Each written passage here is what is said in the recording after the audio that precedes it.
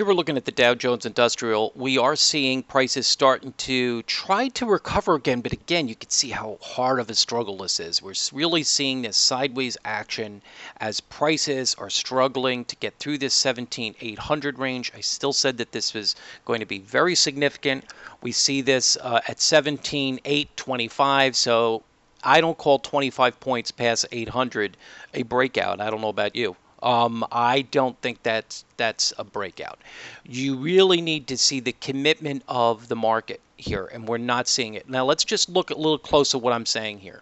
When I say commitment, and sometimes, to some may mean different things, but what I mean is, you follow through, evidently. And the thing is that when we see this first high, we did say that 17,800 would be the first target and a major resistance range, right? So we see the retracement. We said also it should move back into the 17,700 was another significant range, we said. Now this is where we see prices just holding.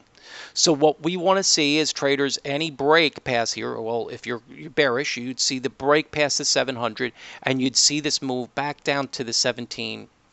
Now, I think this makes sense by what we're starting to see. I think we're seeing a pretty deep move. It looks impulsive. We're seeing corrective, and it almost seems corrective in nature. And then I'm anticipating that last move is not going to have as much momentum. Then we kick back for a little while, and then we see a plunge. But I would be watching for the real commitment past 17,800. Look at what happens here. It creates the tail. It goes up, but it drops. Where does it close? Where's it close on the day? Under 17,800. And then the next day doesn't even break 17,800.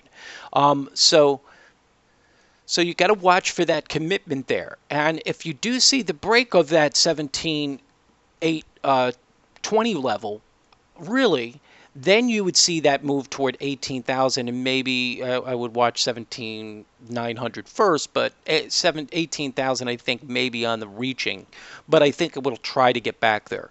But you're seeing this little kind of a counter move, and it's struggling.